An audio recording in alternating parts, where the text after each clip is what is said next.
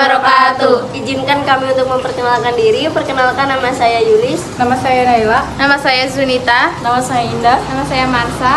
Kami di sini akan menjelaskan dan juga memaparkan materi tentang eksperimen percobaan sabun. Percobaan ini diajukan untuk memenuhi nilai ujian praktik mata pelajaran kimia kelas 12 SMA Negeri 1 Pangandaran. Kalian pasti tahu kan bagaimana bentuk sabun? Di sini saya akan menjelaskan sedikit tentang pengertian sabun ya. Jadi sabun ini adalah suatu bahan yang bisa digunakan untuk membersihkan perabotan atau apapun itu dari kotoran yang terbuat dari alkali dan juga campuran trigliserida dari lemak. Sabun ini dibuat dengan cara reaksi saponifikasi yang biasa kita kenal dengan reaksi penyampunan. Nah, teman-teman pasti tidak tahu kan apa yang dimaksud dengan campuran trigliserida? Di sini saya juga akan menjelaskan sedikit apa sih yang dimaksud dengan campuran trigliserida. Jadi, trigliserida ini adalah salah satu jenis lemak yang mengalir di dalam darah. Nah, zat tersebut berfungsi untuk menyimpan kalori dan menyediakan energi untuk tubuh.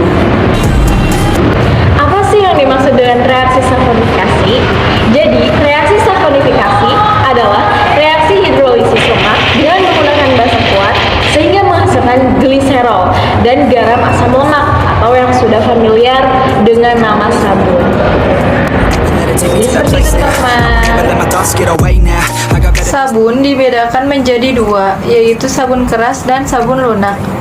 Perbedaan dari kedua sabun itu, yang pertama tentunya dari teksturnya dan karakteristiknya.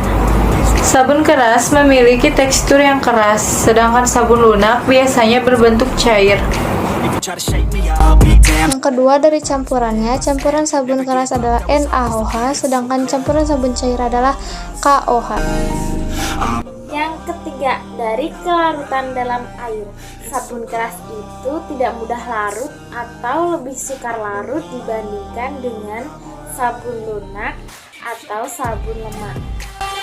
Percobaan yang akan kami lakukan adalah percobaan dengan membuat sabun yang keras, yaitu dengan menggunakan natrium hidroksida. Seperti ini guys, natrium hidroksida.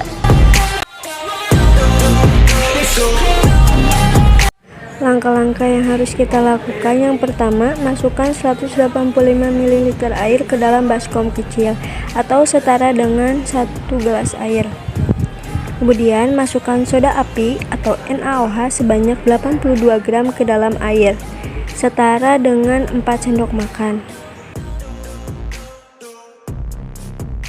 Lalu aduk NaOH sampai larut dalam air. Setelah NaOH tersebut larut dan tidak ada yang menggumpal si soda apinya, kemudian kita masukkan minyak ke dalam larutan NaOH. Nah, di sini minyak yang kita gunakan ini adalah minyak kelapa. Bisa juga kalian menggunakan minyak jelantah atau minyak sejenis yang lainnya.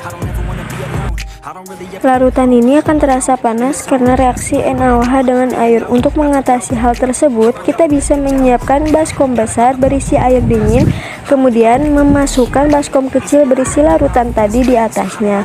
Lalu mulai mengaduk agar larutan cepat dingin. Teruslah mengaduk sampai larutan benar-benar menyatu atau sampai homogen.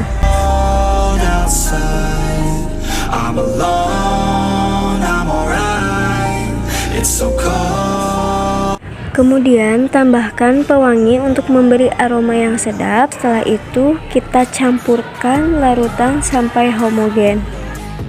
Teruslah mengaduk sampai larutan benar-benar menyatu atau sampai homogen ya.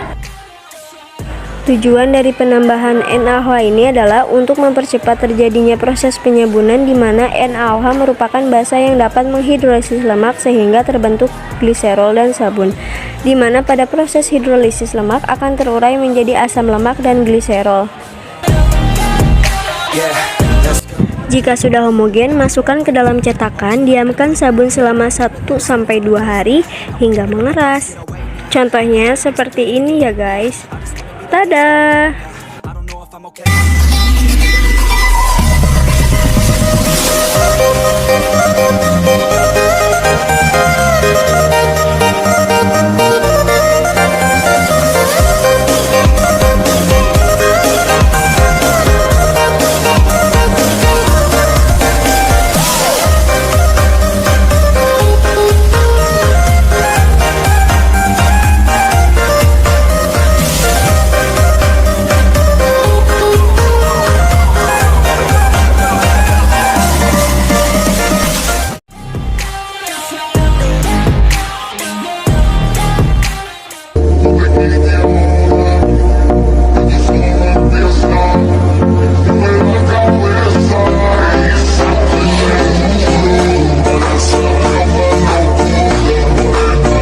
Macam sabun. Sabun dibedakan atas 3 macam, yaitu sabun tidak transparan, sabun transparan, dan sabun agak transparan. Sabun tidak transparan adalah jenis sabun yang biasa digunakan sehari-hari, sedangkan sabun transparan adalah sabun yang penampakannya lebih berkilau dan lebih bening, sehingga sisi belakang sabun terlihat dari sisi depannya. Sedangkan sabun agak transparan dan sabun transparan hampir sama, hanya penampakannya berbeda. Sabun translusen tampak cerah dan tembus cahaya, tetapi tidak terlalu bening dan agak berkabut. Sabun merupakan garam natrium yang berasal dari asam lemak tinggi sehingga akan menimbulkan reaksi hidrolisis parsial ketika bertemu air. Sabun mampu menghasilkan busa. Larutan sabun yang diaduk menjadi berbusa atau berbuih, tetapi tidak ada reaksi apabila dimasukkan ke dalam air sadah. Buih yang dihasilkan akan muncul setelah garam di air mengendap. Selain itu, sabun juga memiliki fungsi utama. Fungsi utama dari sabun adalah membersihkan kotoran dan bakteri yang menempel. Sifat pembersih tidak akan terpisahkan dari senyawa kimia ini. Sifat pembersih dari sabun merupakan hasil proses kimia koloid. Kemampuannya untuk mengemulsi kotoran berminyak sehingga dapat dibuang dengan pembilasan ini disebabkan oleh dua sifat sabun. Rantai hidrokarbon, sebuah molekul sabun yang tertarik pada air, ditolak oleh ujung anion. Molekul-molekul sabun yang menyambul dari tetesan minyak lain karena tolak-menolak antara tetes-tetes sabun minyak, maka minyak itu tidak dapat bergabung tetapi tetap tersuspensi. Dari hasil yang sudah kami lakukan, bisa diambil kesimpulan bahwa sabun merupakan garam yang terbentuk dari asam lemak alkali. Sabun dengan berat molekul rendah akan lebih mudah larut dan memiliki struktur sabun yang lebih keras. Sabun memiliki kelarutan yang tinggi dalam air, tetapi sabun tidak larut dalam bentuk ion. Saat ini sabun sudah ada dalam berbagai jenis, bentuk, dan juga manfaat yang sangat baik untuk tubuh kita. Sekian yang bisa kami jelaskan dan kami praktikkan. Mohon maaf apabila banyak sekali kesalahan dan kekurangannya. Semoga video ini bermanfaat bagi kalian semua. Kami akhiri dengan Wassalamualaikum warahmatullahi wabarakatuh. But better days on the playground, hoping I can find my way even when I'm feeling. I've been searching for this all my life. You're just my type. I've been looking for a boy who can treat me right. Your dark hair